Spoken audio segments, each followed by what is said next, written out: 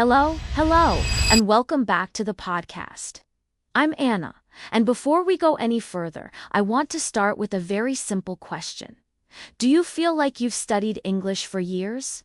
You know the rules, you understand what you read, you can follow movies and podcasts.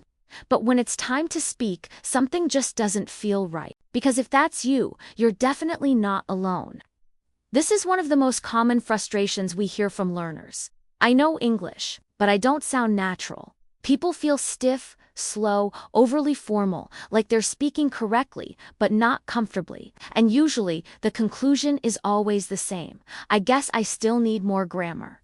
Today, we want to challenge that idea. Yeah, and honestly, for a lot of people, this episode should feel like a relief. Because most learners are already tired of grammar. They've done the courses, memorized the rules, learned the exceptions, and yet the problem is still there. The traditional language learning message is always the same.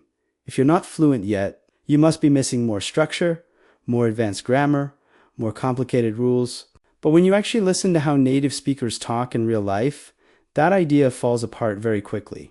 Exactly. Let's be very honest here. Native speakers do not speak perfect English all the time. We interrupt ourselves, we change direction mid-sentence, we simplify everything we possibly can. And most importantly, we are not thinking about grammar while we speak. You will never hear a native speaker say, "Wait, is this present perfect or past simple?" That just doesn't happen. Never. Not once. When I'm in a conversation, my brain is focused on reacting fast enough to keep the conversation alive. I'm thinking about what the other person said, how I feel about it, whether I agree, disagree, or need clarification. Grammar is already automated. It's invisible. The problem for advanced learners is that grammar is still very conscious. Every sentence becomes a small exam happening inside your head. And that's exhausting. It also creates a dangerous side effect, fear of making mistakes. When language lives in rules, every sentence feels risky. So learners slow down. They choose safe words. They build long, careful sentences to sound correct. And here's the irony. The more you try to sound correct, the less natural you sound. This confuses a lot of people. They think, but I didn't make any mistakes. Why does it still sound strange? And the answer is simple. Natural language is not perfect language. It's functional. It's fast. It's efficient. Native speakers want to communicate with the least amount of effort possible, not impress anyone with grammar. So let's make this very clear right from the start. If you feel like your English sounds robotic, stiff, or artificial, that does not mean you're bad at English. Most of the time, it just means you learned English in a way that prioritized rules instead of real usage. And throughout this episode, we're going to show you how to change that focus. But before we move on, I want you to remember one simple idea. Sounding natural is not about knowing more English. It's about using the English you already know more effectively. Now that we've cleared up the grammar myth, let's talk about what people actually mean when they say, "I want to sound natural." Because that phrase is surprisingly vague. Most learners imagine that natural English is more advanced, more complex, maybe more sophisticated, but in reality, it's usually the opposite. Natural English is simpler, shorter, and often messier than what you learned in class. When native speakers talk, we don't aim for we aim for speed and connection. We repeat ourselves, we use vague words, we leave things unsaid because the other person already understands the context. And this is a huge mindset shift for learners, because you were trained to be clear, complete, and correct at all times. Yes, and I think this is where a lot of frustration comes from. Learners feel like they should be using longer sentences, more precise vocabulary, more complex structures, otherwise they're not using their full English. But natural speech doesn't work like that. For example, in class you might learn something like, "I did not fully understand what you were trying to communicate." That sentence is fine, it's correct, but no one actually talks like that in real life. What you hear instead is, "I didn't get that. What do you mean? Sorry, I'm lost." Short, direct, efficient. And learners sometimes worry, isn't that too simple? No, that is natural. Exactly. And there's another important piece here. emotion. Natural English is full of emotional signals, little reactions like, yeah, right, exactly, oh wow, seriously. These don't carry much information, but they carry connection. Learners often skip these because they seem unnecessary or informal. But when you remove them, your speech starts to sound cold or mechanical. You might be grammatically perfect, but conversationally distant. That's such a good way to put it. Native speakers aren't performing when they speak. They're reacting, they're adjusting, they're responding emotionally in real time. And this is why many learners feel like conversations move too fast. It's not because the vocabulary is difficult, it's because the conversation is full of small, informal signals that weren't taught explicitly.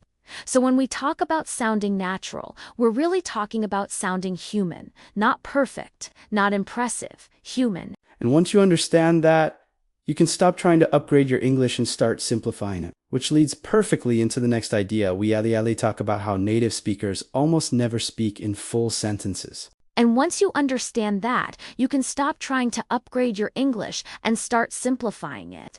Which leads perfectly into the next idea we'll talk about, how native speakers almost never speak in full sentences.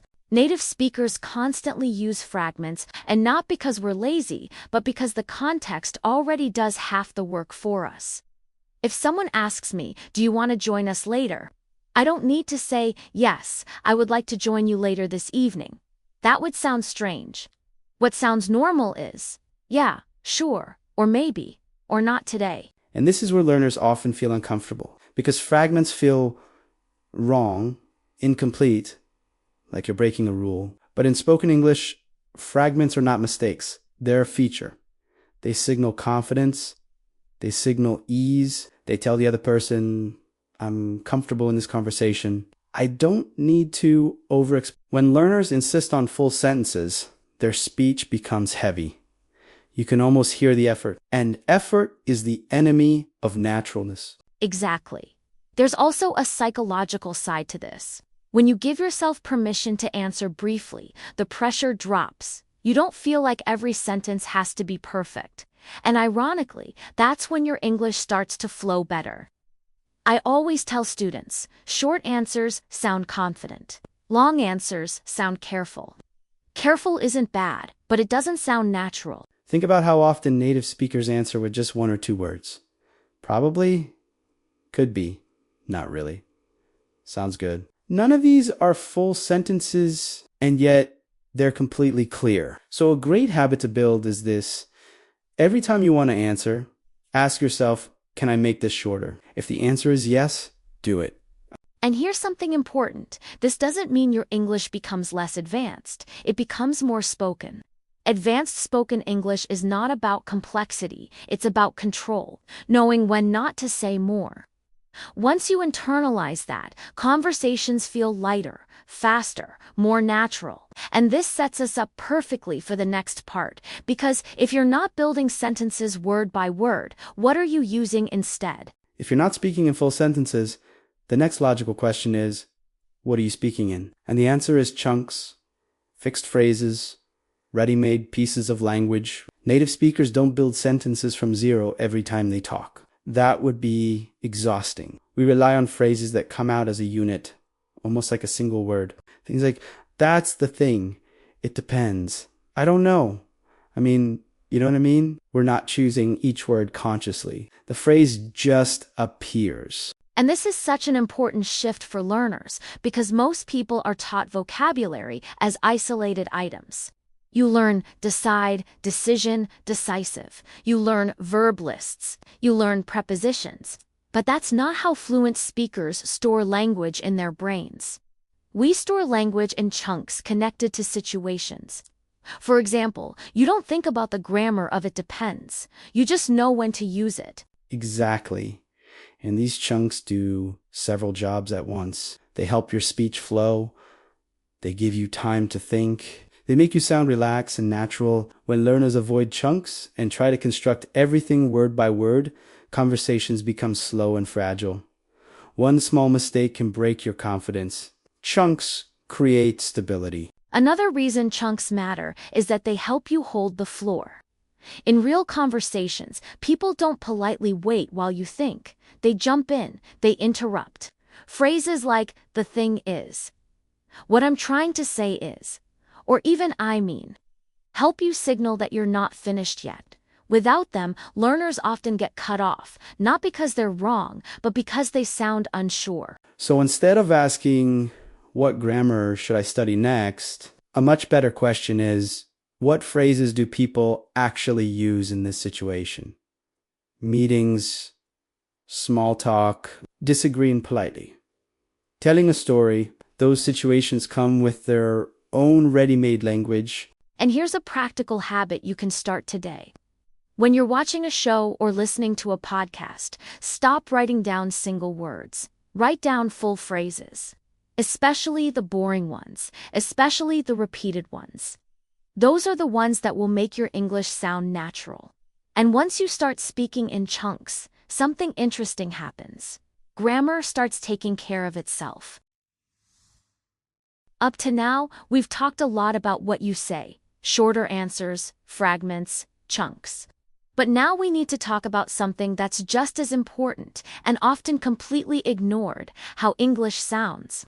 Because here's the uncomfortable truth. You can use the right words and the right grammar and still sound unnatural if the rhythm is off. English has a very specific musical pattern. Stress, speed, pauses, rises and falls in the voice, and native speakers are constantly using this, even when they're saying very simple things. Yeah. And this is why learners sometimes say, I understand everything, but when people speak, it feels fast. It's not always fast. It's compressed. Native speakers reduce sounds, connect words, and emphasize only the important information. Everything else gets weaker, shorter, almost swallowed. So if you pronounce every word clearly and evenly, like you were reading from a script, your English might be correct, but it won't sound natural. Exactly. Think about a simple sentence like, I don't know what you mean.